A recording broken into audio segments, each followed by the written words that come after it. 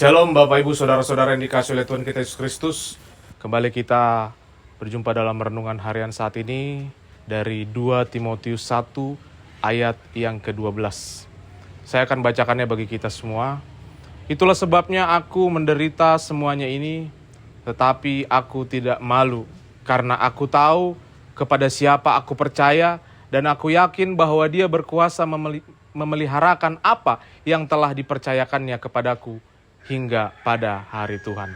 Demikianlah firman Tuhan.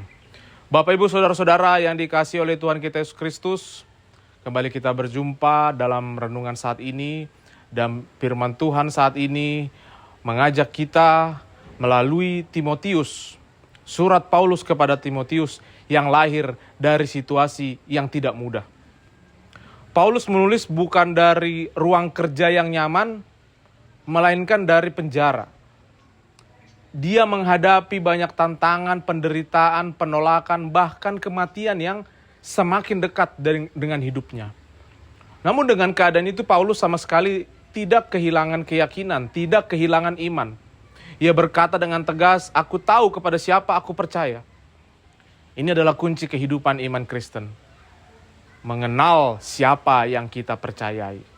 Jadi iman bukan sekedar percaya pada suatu ide, suatu sistem, suatu ritual ibadah, melainkan percaya kepada pribadi Yesus Kristus.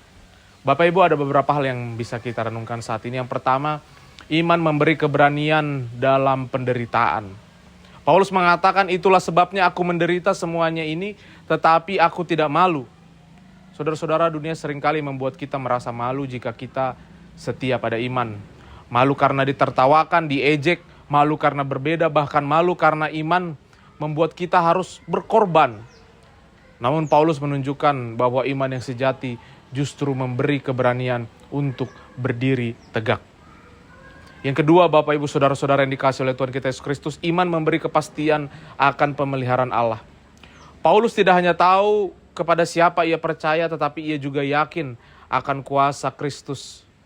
Jadi keyakinan ini bukan sekedar optimisme yang buta, tetapi kepastian bahwa Allah yang hidup berkuasa menjaga kita.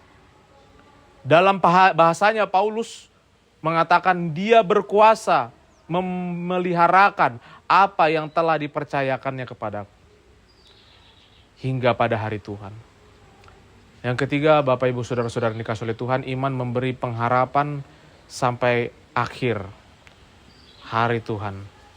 Menunjuk pada saat kedatangan Kristus kembali, Paulus percaya bahwa pengorbanan dan pelayanan yang ia jalani tidak akan sia-sia.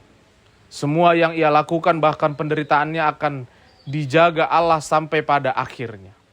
Akhirnya saudara-saudara yang dikasihi oleh Tuhan kita Yesus Kristus, refleksi bagi kita saat ini, yang bisa kita renungkan saat ini melalui firman Tuhan saat ini, bahwa dalam kehidupan sehari-hari kita juga berhadapan dengan penjara masing-masing.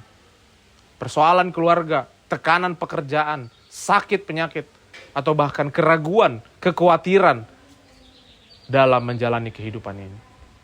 Namun firman saat ini mengingatkan kita, jangan fokus pada penderitaan, tetapi lihatlah kepada siapa kita percaya. Yesus Kristus yang bangkit adalah jaminan bahwa hidup kita tidak sia-sia. Ia sanggup menjaga kita, memberi kekuatan, bahkan memimpin kita sampai pada hari yang dijanjikan.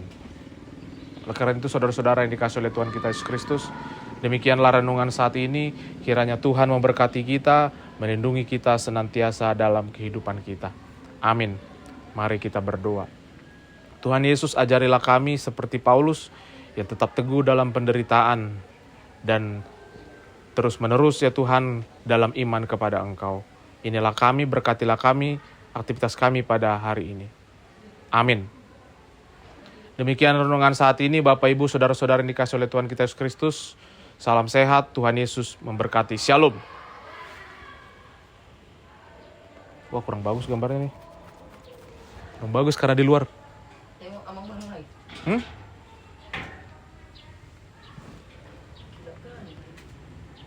Dan lagi di DP deh.